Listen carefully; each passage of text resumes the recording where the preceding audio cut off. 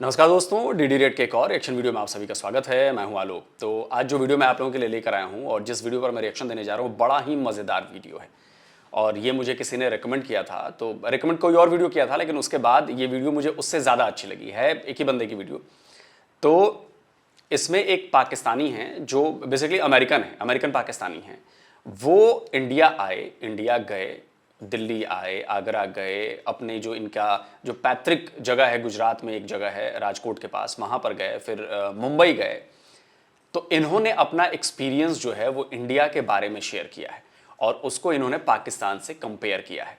तो ये पॉडकास्ट है तो थोड़ा सा लंबा है, इसलिए 2 पार्ट में करना पड़ रहा है मुझे। तो पहले पार्ट में जो बातें कही गई हैं वो भी बहुत शानदार हैं, जो सेकंड पार्ट में कही गई हैं वो भी बहुत शानदार हैं।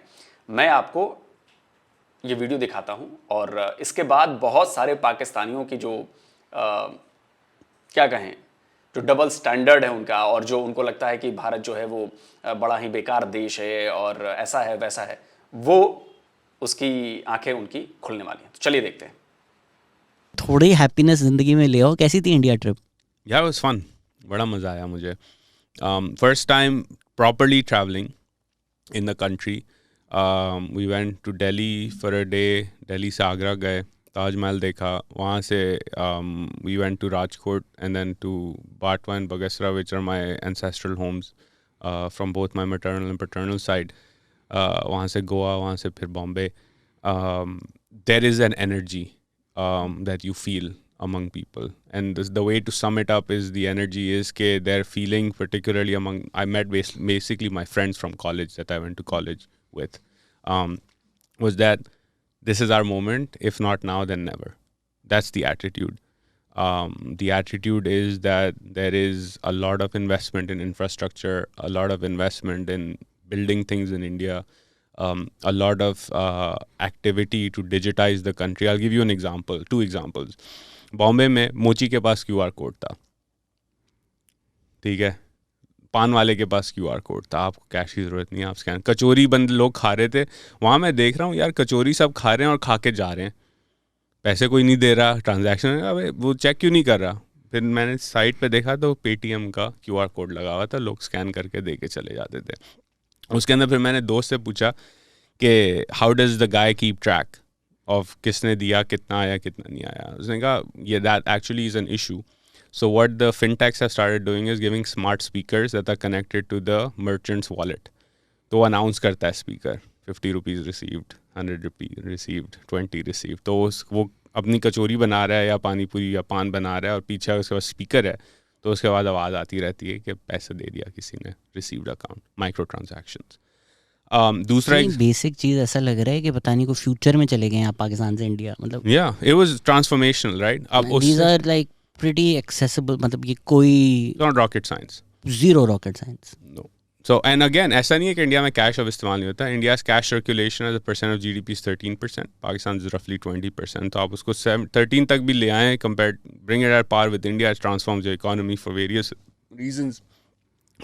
reasons, including capital creation, credit, हमारे पास etc. I'm assuming कि वो जो बेसिक 5G जो जियो ने किया है वहाँ पर, वो भी नहीं है यहाँ पर. तो नहीं, तो वो अभी कनेक्टिविटी इतनी ज़्यादा नहीं वो है. जब आएगा तब ये चीज़ें हाँ, और अब रास्ट रोल आउट हो रहा है, merchants payments, interoperable QR code. They been slow at it. The tragedy in this शहजाद इज दैट जिसे इंडिया स्टैक कहते हैं, जैम ट्रिनिटी कहा जाता है, zero balance bank accounts, UPI and mobile phone access, that Aadhaar unique ID, digital ID is a critical part of it. Pakistan actually got digital ID way before Aadhaar was rolled out.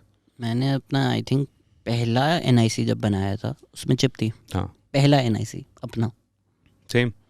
हमारी generation के सबके digitise IDs थे, passport digitise थे, but हमने next step नहीं लिया उससे. And we lagged. हमने डाल दी बस एमी. बस डाल दी. अभी भी नादरा जो है, Aadhaar for example does not charge money, or maybe charges a notional amount. People in your comments who are from India will correct me if I'm wrong on this one, but in any case, the cost of pinging the Aadhaar database is very little to no cost. The cost of sending money on UPI is zero MDR. It doesn't cost anybody anything because the government provides that infrastructure. UPI बता भी दो ना लोगों को. It's a unified payments interface which is interoperable in the sense that think of it as a digital railroad. उस digital railroad पे पैसा जाता है, माइक्रो पेमेंट्स जाती हैं, It's connected to a wallet or a bank account. The government of India mandates that every citizen with an Aadhaar card should have the right to a zero balance, zero cost bank account. Digital bank. Digital bank वाह यार. Account. तो आप अगर गांव में रहते हैं, आपका आधार है, तो आपका zero balance bank account. This is Modi government did it and he was criticised at that time, क्योंकि लोग कहते थे you are wasting government money. Zero balance, आप बैंक से सब्सिडी दे के बैंक अकाउंट खुलवा रहे हैं, उससे कुछ होगा नहीं. इट ट्रांसफॉर्म्ड लाइव्स, क्योंकि सरकार ने फिर क्या किया, अब आधार है. सब्सिडीज देना शुरू करने. Exactly. led to popularity, led to service delivery, led to reduction in corruption, and also digitized payments, because now you have access to a bank account, you can get insurance, you can get credit, you can digitize payments, etc., along with the JAM Trinity. ये बहुत बड़ा कदम था, जिसे जनधन खाता हम कह सकते हैं. ये इतना बड़ा कदम था कि इसका फ़ायदा बड़ा ज़बरदस्त हुआ. पहले जो सब्सिडीज़ दी जाती थी, जो किसानों को मिलती हैं, जो बाकी लोगों को मिलती हैं, वो सब्सिडीज़ पहले किसी के मार्फत जाती थी और उसमें करप्शन हो जाता था. तो मान लीजिए 1000 रुपये उनको मिलना है, तो शायद उनको 200 या 300 रुपये, 400 रुपये मिलते थे. आधे से ज़्यादा पैसे लोग खा जाते थे बीच के. इस खाता, आधार और इन सब का जो लिंक हुआ है, इससे ये सारी चीज़ें ख़त्म हो गई हैं. अब पैसा, मान लीजिए कि मैं एक गरीब हूँ, मैं एक किसान हूँ, और मेरे लिए सरकार ने जो सब्सिडी दी है, वो सब्सिडी सीधे मेरे अकाउंट में आती है, जो मेरे आधार से जुड़ी हुई है. और आधार का जो बायोमेट्रिक्स है, वो मेरे अंगूठे से और रेटिना से जुड़ा हुआ है. तो बीच में कोई पैसा मार नहीं सकता मेरा. सीधे सरकार ने जो पैसा रिलीज किया, वो सीधे पैसा मेरे खाते में पहुंचा, बीच में किसी के पास नहीं गया. तो ये बहुत बड़ा कदम था और इसने सच में क्रांति ला दी है, क्रांति लाई है इसने. The second example I'll give you is कि Rajkot is a city of 2 million people. उससे 200 kilometre south towards the Arabian Sea is my paternal grandfather's village. घेट बगसरा उसको कहते हैं. 3000 कुछ लोग रहते हैं उस गांव में. अभी भी अच्छा होगा ना उनमें से कोई एक कमेंट करे, अरे ये तो मेरा गांव मेरा है. गांव है. तो वही मैं कह रहा था, वहाँ पे 4G LTE मेरा चल रहा था, right up to the Arabian Sea. And उस गांव में I went for a walk. मुझे एक मिले आदमी, क्योंकि मेरे अब्बू गए हुए वहाँ पे सामानों पहले, तो उन्होंने कहा वहाँ एक दरगाह है. तो वहाँ जो है मेरे दादा के कुछ बच्चे और परदादा के दादा वहाँ दफन है. तो उन्होंने कहा वहाँ तुम जाना, शायद तुम्हें कब्र मिले. उनको पूरा याद नहीं था कि कहाँ है वगैरह ना. तो मैं ड्राइवर के साथ हम गाँव के अंदर घुस गए, क्योंकि एक बोर्ड था, बोर्ड के बाद गांव शुरू हो जाता प्लीज था. अब ये नहीं बोलना कबर पे QR कोड रहा. नहीं, अच्छा, नहीं. तो अब तो इंटरनेट वहाँ चल रहा है, ठीक है. तो वहाँ जब मैं गांव में चल रहा था, तो एक मिले, कोई बच्चा आया, फूल वूल डाले, उसने बोला QR कोड नहीं. इतना वो तो भी नहीं है ना? उतना नहीं है. लेकिन उस दरगाह के सामने जो स्टोर है, वहाँ QR कोड था. फूल वाले के पास. हाँ, उसके पास QR कोड था. और ग्लूको पार्ले जी वगैरह आप ले लें वहाँ से. और आप, मैंने तो कैश दिया, बिकॉज UPI फॉरेनर्स के लिए नहीं चलता, बट वहाँ लोग QR कोड. तो वहाँ एक मिले मुझे गोविंद भाई. उनका व्हाट्सएप नंबर भी मेरे पास है. रोज़ सुबह मुझे मैसेज करते हैं, गुड मॉर्निंग वगैरह. Poor guy, very poor guy. मैं घर में गया, उन्होंने मुझे मीठा दूध पिलाया. He had a smartphone with 4G LTE on it. And मैं उससे पूछा कि आप कैसे काम क्या करते हो. उन्होंने कहा मैं पुरानी चीज़ें ख़रीद के आ गया, फिर बेचता हूँ. मेरे बच्चे नहीं हैं, मी एंड माई वाइफ, वो we live happily, you know, we are poor but we are happy. तो उन्होंने जब मुझे टूर दिया शहजाद, तो मैंने पुरानी जो है ना, मेमनों के पुराने जो घर थे, वो अभी भी वहाँ हैं, उसमें लोग रहते हैं वगैरह. उन्होंने मुझे दिखाया कि हाँ, ये जो पक्के वाले घर हैं, ये इस गली में, यहाँ आपके घर होते थे, ये वो. तो फिर मैंने एक स्ट्रक्चर देखा. हिंदी मुझे पढ़ने नहीं आती, पेंट हुआ था अच्छा सा. मैंने कहा ये क्या है? कहते हैं यहाँ तो हमारे बच्चे पढ़ते हैं. Batwa and Bagasara now have a youth literacy rate approaching 90%. 3000 लोगों का गाँव है. वहाँ अभी भी लोग काऊ डंग जला के खाना बनाते हैं. लेकिन स्कूल जो थी ना, वो आपको दिखता था कि स्कूल ज़बरदस्त है. फिर मैंने कहा वो दरगाह किधर है? तो उन्होंने कहा कि दरगाह तो बाहर थी, आपको नज़र नहीं आया. अब मेरे दिमाग में था कि छोटी सी दरगाह होगी, यहाँ मुसलमान नहीं रहते कोई. उन्होंने कहा नहीं बड़ी दरगाह है, तुम स्टोर से तुमने बिस्किट ख़रीदा. मैंने कहा हाँ. कहता है स्टोर के बराबर. मैंने कहा मुझे नहीं समझ आया. मैं तुम्हें दिखाता हूँ. मुझे बाहर लेके गए, हम वॉक करते आए बाहर, गांव के दरवाजे के बाहर. तो वहाँ एक बिल्कुल स्ट्रक्चर है, 4 वॉल दीवारें, उसके अंदर कंपाउंड है, ग्रीन कलर का जो है वो स्ट्रक्चर है पूरा. और वहाँ इस्माइल पीर की दरगाह है, कोई 500-600 साल पुरानी वो कहते हैं. वहाँ मुझे एक हिंदू पंडित मिला, बराबर में मंदिर है उसका. तो मैंने उससे बात की कि यहाँ कब्रें भी होती थी. उसने कहा यहाँ 2 कब्रें, एक इस्माइल पीर की और उसके सहन में ज्वाला पीर की, वो 200-300 साल पुरानी है. तो these were the people who converted the Memons in that area to Islam years ago, and then my family etc. we traced back के 200-250 साल पहले वो convert हुए थे. वहाँ की मेंटेनेंस उस दरगाह की द हिंदू टेम्पल डज. मुझे हिंदू प्रीस्ट वहाँ कहता है कि अगर तुम्हें कुछ यहाँ मांगना है तो यहाँ मांगो, यहाँ इस पीर के बड़ी जो है ना, लोग कहते हैं कि मैंने उससे पूछा कि यहाँ तो मुसलमान नहीं है तो कौन आते हैं. देखा दूर से मुसलमान आते हैं, लेकिन यहाँ जो आसपास के हिंदू हैं वो भी यहाँ आते हैं, मन्नत मानते हैं, क्रिश्चियंस आते हैं, सिख आते हैं. गुजरात के इस इलाके में सबको मालूम है कि ये दरगाह है और ये दरगाह हमने रखी हुई है यहाँ पे अभी तक. देखिए, यही बात मैं अपने वीडियोस में पाकिस्तान के लोगों को समझाने की कोशिश करता हूँ कि हमारे देश की ना खूबसूरती है ये. आप देखिए, उस गांव में अब एक भी मुसलमान नहीं है, लेकिन जो मुसलमान की दरगाह है वो अभी तक कायम है, उसकी मेंटेनेंस कायम है. आप सोचिए कितने 100 सालों से वो मेंटेन हो रही है, और हिंदू मंदिर का पुजारी, हिंदू मंदिर उसका मेंटेनेंस करता है. आप समझ रहे हैं? ये है हमारा सोशल फैब्रिक, और इसको तोड़ना बड़ा मुश्किल है. बहुत मुश्किल, क्या कहूं, नामुमकिन है. टूटेगा नहीं है, चाहे आप लाख कोशिश करें. देश के भीतर भी कुछ लोग कोशिश कर रहे हैं, देश के बाहर से तो कोशिशें हो ही रही हैं, खासकर पाकिस्तान से, लेकिन ये टूटेगा नहीं. आप इनकी पूरी बातें सुनना बड़े ध्यान से, और तब आपको समझ में आएगा कि जो मैं बात कह रहा हूं ना, वो क्यों कह रहा हूं. And it's there and it's prim. बिल्कुल, मतलब ऐसा भी नहीं कि किसी डेवलपमेंट के चक्कर में मलिक रियाज टाइप जो सीन हुआ अब्दुल्ला शाह गाजी की तरह, वो नहीं, बिल्कुल रखी हुई है उन्होंने बचा के वहाँ पे. And somewhere on that ground some of my family members are buried, but those graves are not there. But the dargah as a symbol of the fact that there were Muslims here still exists, and it's painted, it's nice, and people come there. You know, that's South Asia. हमें जितना ये झूठ अपनी सियासत के लिए लोग करवाते हैं ना कि भाई ये तो नफरतें हैं एक दूसरे से, आप जितना पीछे जाएं ना, आपको ये मिलेगा साउथ एशिया में. Yeah. This hate, the politics of hate are recent, especially like British colonization के बाद बढ़ गई थी. Yeah. उससे पहले तो आपको यही मिलेगा. Yeah. Even I went to the shrine in Delhi, the famous one. Nizamuddin औलिया की. Most people there were not Muslims. Yeah. Haji Ali पे भी बॉम्बे में same thing. In fact, इस पे you know again मैं बाटवा गया, which is a bigger town. It's before on. बाटवा मेमन अगर देख रहे हैं तो मुझे रिश्ता भेज दें प्लीज. मैंने सुना है कि वो करते हैं रेट आजकल तुम्हारी पता नहीं क्या लगेगी. ऑक्शन करते हैं ना बंदे को. ऑक्शन नहीं करते, प्राइस लिस्ट है यार. प्लीज कोई अगर बाटवा मेमन रिश्ता भेजना चाहता है, लो टियर पे शायद आएगी तुम्हारी. लेकिन सिटीजन हो नहीं, पाकिस्तानी ओनली. डॉक्टर हो नहीं, लॉयर हो, हाँ, प्रैक्टिस करते हो नहीं, तो फिर एक अमेरिकन डिग्री धंधा है अपना, अमेरिकन डिग्री, बाप की दुकान है जोड़िया बाजार में. नहीं तो बड़ा मुश्किल. लो रेट आई, फिर भी लो रेट में भी शायद कुछ घर सामान मिल जाए शायद. तो ठीक है. हाँ. लो रेट भी करोड़ों में तो होगा ना यार. नहीं अब आजकल करेंसी के हिसाब से शायद हो. लो रेट भी करोड़ों में तो होगा यार. मतलब 1 करोड़ तो आजकल मतलब क्या है, कुछ भी नहीं. नहीं, अब बाटवा में उनमें कम हो गया, जनरेशनली शिफ्ट हो गए लोग, आगे चले गए. प्लीज अगर आपकी फैमिली है कमेंट कर दें मुझे, मैं रेडी हूँ रिश्ते के लिए. बायोडेटा मैं कर दूंगा चेक. तपास मैं कर दूंगा इसकी. हम तपास कहते हैं इसको.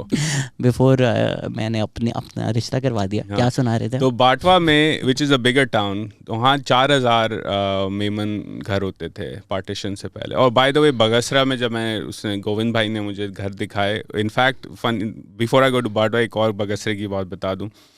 तो वहाँ जब मैं टूर करके आया, स्कूल के पास वहाँ दुकान थी, तो 4 लोग और जमा हो गए थे. क्योंकि मेरे ड्राइवर से बात कर रहे थे, भाई ये कौन है, इसकी बेगम गाड़ी में बैठी है, अमरीकी है, ये हमारे जैसा ही लगता है, लेकिन उसको गुजराती नहीं आती, बोलता हिंदी है उर्दू टाइप की, तो क्या कर रहा है. मैंने उन्होंने ड्राइवर ने बताया कि भाई अमेरिका से आया है, ऐसे पाकिस्तान से है, इसके दादा यहाँ से थे. तो फिर उन्होंने भी मुझे टूर दिया ना, पाकिस्तानी स्वदेश है ये. हाँ, तो उन्होंने कहा कि अच्छा आप यहाँ तो मेमन रहते थे. तो फिर जा रहे था, मैं जाने लगा, तो उन्होंने कहा नहीं रुको 1 सेकेंड, तुम्हें एक और शख्स के घर लेके जाते हैं. मैंने कहा कौन? तो वहाँ आर्ग्यूमेंट हो गई ना इनकी कि नहीं लेके जाओ, उसको याद नहीं होगा, वो गुजराती में बात कर रहे हैं. मुझे मेमनी के थ्रू गुजराती थोड़ी बहुत समझ आती है. तो पता लगा उस गांव में एक 150 5 साल का शख्स रहता है, उसका नाम है भीमा आता. 105 साल का. Yeah. So my grandfather was born in 1922. If he was alive today, he would have been 101. So he was from my grandfather's generation. So basically, they grew up together. These two. My grandfather was no longer alive, and Bhimata was still alive. तो मैंने कहा यार जाते हैं मिलते हैं उससे. उसने कहा उसको कुछ याद नहीं है अब, लेकिन तुम चलो उसके पास. तो मैं उसके घर पे गया. उन्होंने वो सोए हुए थे, वो उठे. मैंने उनको कहा कि मेरे दादा यहाँ से थे. तो वो गुजराती में ट्रांसलेट कर रहा था आदमी. तो उससे पूछा, नाम दिया अब्दुल सत्तार, याद है तुम्हें कोई? मुझे नाम अब याद नहीं है, लेकिन ये याद है कि उस ज़माने में 47 से पहले मैं मुसलमान और मेमन बच्चों के साथ जब हम छोटे थे तो हम सब साथ ही खेलते थे, और फिर वो चले गए 47 में, कोई वापस ऐसे नहीं आया, बट थे यहाँ. तो उसको याद था. He had memories of at least growing up with my grandfather generation, and they probably played together, and this guy still alive. वहाँ से जब मैं निकला तो उन्होंने एक पॉइंट किया कि ये देखो इस घर में तुम्हें छोटे डॉट्स नज़र आएंगे 4-5 ऊपर दीवार की तरफ. तो मैंने कहा हाँ वो नज़र आ रहे हैं. कैमरा से you couldn't see them, but you could tell के डॉट्स से. उसने कहा ये मोमेंट था जब सब छोड़ के गए. हमारे बड़े बताते हैं कि किसी ने राइफ़ल चलाई थी इस गांव में, और उस राइफ़ल चलने के बाद इस गांव से एटलीस्ट मेमन जो हैं वो साउथ चलने लगे और कश्ती में बैठे और कराची आ गए सारे. बगसरा खाली हो गया मेमनों से. तो that was the history, still there, you can see it.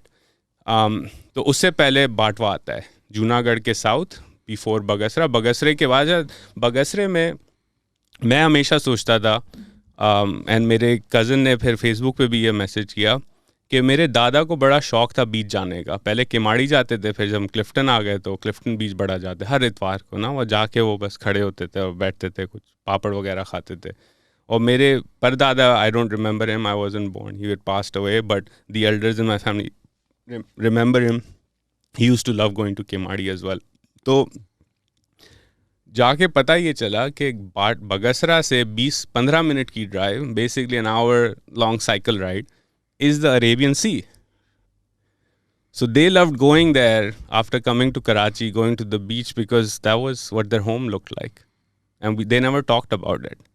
कि भाई ये हम बचपन में यहाँ जाया करते थे. अब हम याद आती है ना बेसिकली, लेकिन males of that era are not in tune with their own emotions in that sense. अब जाके पता चला कि अरे यार इसलिए जाते थे दादा पर दादा. और ये वही साहिल है, वही है अरेबियन सी, वही साहिल है, अरेबियन सी है. साहिल के दूसरे लगता भी वैसा ही. आजकल वैसा नहीं लगता. वहाँ का माधवपुर बीच जो है वो बहुत खूबसूरत है, क्लीन है.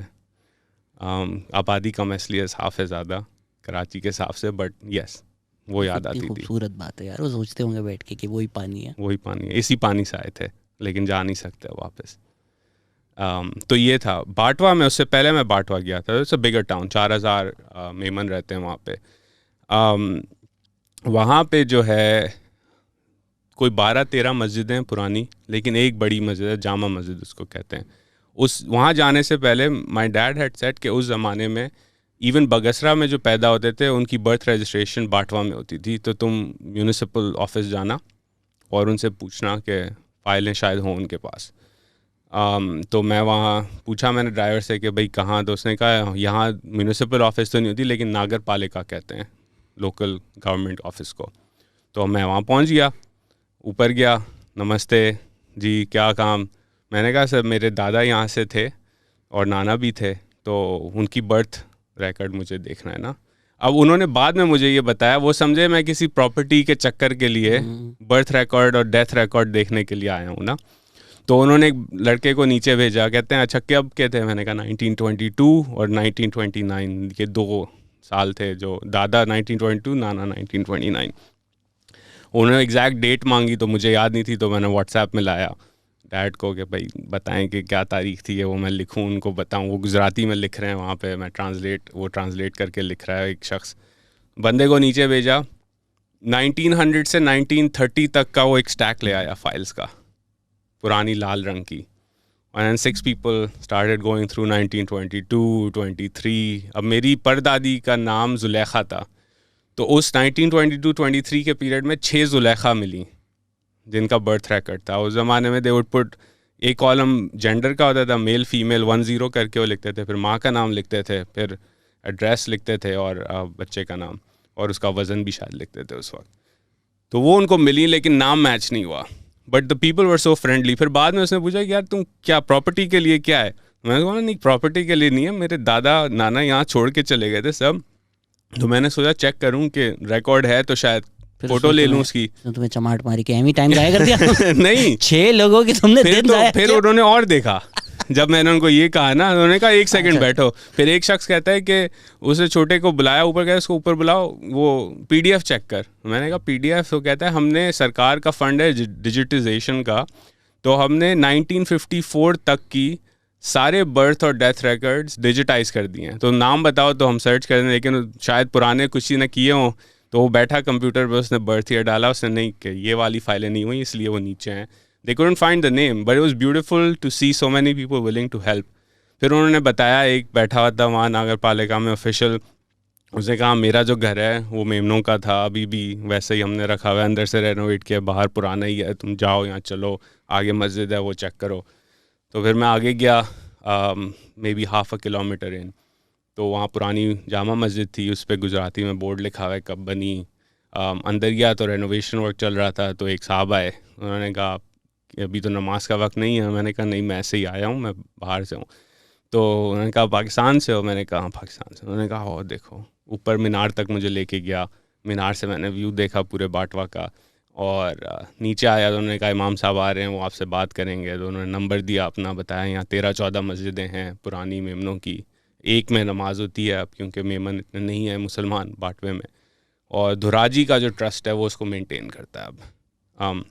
The best part of this was, and this is where we can go a bit into the other trips I did over there, कि जब उन्होंने मेरे दादा का नाम पूछा, मैंने कहा अब्दुल सत्तार एदी, that was my dad's name as well, grandfather's name. मैंने कहा वो अब्दुल सत्तार एदी फाउंडेशन वाले? मैंने कहा नहीं आए साथ ही थे, वो वाले नहीं है मेरे दादा. But the people new of Abdul Sattar एदी इन दैट टाउन. नागर पालिका में भी ये सवाल मेरे से पूछा उन्होंने जब मैंने दादा का नाम दिया, और मस्जिद में भी, कि वो तो बड़े ज़बरदस्त आदमी हैं और हमारे टाउन का उन्होंने जो है ना नाम रोशन किया, और अभी भी उनकी फाउंडेशन, वो आए थे एक दफ़ा, उनका घर भी यहाँ है पुराना और ये वो. तो a lot of it is dilapidated because the community has lost touch with where we came from for geopolitical reasons. But by and large when you interacted with people, very friendly, वो कहते थे हाँ यहाँ मेमन होते थे और आओ हम तो सब इधर के ही हैं, और देखो यहाँ स्कूल है, कॉलेज है, मदरसा, हॉस्पिटल है, वगैरह वगैरह. तो वेरी नाइस. तो चलिए दोस्तों, पार्ट 1 को यहीं पर रोकते हैं, क्योंकि करीब 20 मिनट की वीडियो थी, और इनकी बातों से जो मोटा मोटी मुझे समझ में आया, शायद आप लोगों को भी बातें समझ में आ गई, कि इंडिया ने डेवलपमेंट बहुत अच्छी करी है, इंडिया ने डिजिटलाइजेशन बहुत अच्छी करी है. आप देख रहे हैं छोटे से छोटे गाँव में भी डिजिटलाइजेशन हुई है, और ये पिछले 8-10 साल में बहुत ज़बरदस्त तरीके से हुई है. इसका फ़ायदा ये हुआ है कि अब आपको फाइलें निकालनी, ढूंढनी, उनको सर्च करना इजी हो गया है. डेटा जो है आप बहुत जल्दी शेयर कर सकते हो. आप बैठे गुजरात के राजकोट के बहुत छोटे से गांव में हो, लेकिन वहाँ से डेटा दिल्ली में बैठा भी कोई आदमी एक्सेस कर सकता है, अगर उसके पास परमिशन उसको दी गई हो. तो कहने का मेरा मतलब ये है कि हर जगह इनको बारकोड दिखे, छोटी से छोटी दुकानों पर बारकोड दिखे. तो कहने का मतलब ये है कि इंडिया बहुत आगे चला गया है. बाहर से जैसा दिखाया जाता है, खासकर पाकिस्तान में, वैसा इंडिया नहीं है. इंडिया में जो लोग एक दूसरे से मिलते हैं, आप कहते हैं कि जी हिंदू जो हैं वो मुसलमानों को पसंद नहीं करते. आप इनकी बातों से आपको लगा कि कहीं भी इनको ये चीज़ फील हुई कि जो हिंदुस्तान है या जो भारत है, इसमें के जो हिंदू हैं उन्हें मुसलमान पसंद नहीं. ये कितना बड़ा एग्जाम्पल है कि वहाँ पर मुसलमान नहीं है, फिर भी वो दरगाह हिंदुओं द्वारा चलाई जा रही है. एक कितनी बड़ी एग्जाम्पल है, और ये कोई छोटी मोटी बात नहीं है, बहुत बड़ी बात है. तो जो पोर्ट्रे आप लोगों के दिमाग में किया गया है भारत को लेकर या हिंदुओं को लेकर, वो बहुत गलत पोर्ट्रे किया गया है. भारत उससे कहीं ज्यादा अलग है, बिल्कुल उलट है. और हमारे, मैं हर बार वीडियो में कहता हूं, हमारे डेवलपमेंट का राज यही है. हमारे डेवलपमेंट का राज यही है कि जब तक गाड़ी के 4 चक्के हैं ना, अगर चारों चक्के बराबर नहीं चलेंगे, गाड़ी बेहतर तरीके से नहीं चलेगी. एक चक्का भी लड़खड़ाया उसमें तो गाड़ी का इधर उधर जाना तय. लेकिन भारत इधर उधर नहीं जा रहा है. भारत बिल्कुल, भले रफ्तार थोड़ी स्लो है, बट एकदम सधी हुई फोकस्ड रास्ते पर चल रहा है भारत. और ये उज़ैर साहब हैं, आप इनको जाके चेक कर सकते हो, मैंने लिंक इनका दिया हुआ है वीडियो में. आप वहाँ पे जाके देख सकते हो। और इनके एक आध वीडियो और भी थे, मैंने वो देखे तो कमोवेश एक जैसी ही बात थी। तो मैंने कहा कि यार जो ये पॉडकास्ट वाली बात है ये ज़्यादा मज़ेदार है, तो मैंने इसको चूज़ किया कि चलो इसको रिएक्ट करता हूँ, क्योंकि बहुत आराम से, प्यार से, बिल्कुल गप्पबाजी वाले अंदाज में बात हुई है, तो आपको भी मज़ा आया होगा। और सेकंड पार्ट में भी आपको बहुत मज़ा आएगा जब ये आगरा के बारे में बताएंगे, जब ये मुंबई गए थे उसके बारे में बताएंगे, तब फील होगा आपको कि इंडिया कहाँ से कहाँ पहुँच गया है और इसकी वजह क्या है। बीच बीच में उन्होंने कंपेयर भी किया है पाकिस्तान से, लेकिन पाकिस्तान वहीं का वहीं रह गया। उसने अपनी पॉलिसीज़ नहीं बदली, उसने अपनी जो हेट का, जो नफ़रत का जो गुबार जमा कर रखा है बच्चों में और आने वाले बच्चों में भर रहे हैं, उसको नहीं बदला। और उसका नतीजा आज ये है कि आज पाकिस्तान की हालत बहुत ज़्यादा बुरी है, बहुत ज़्यादा बुरी है।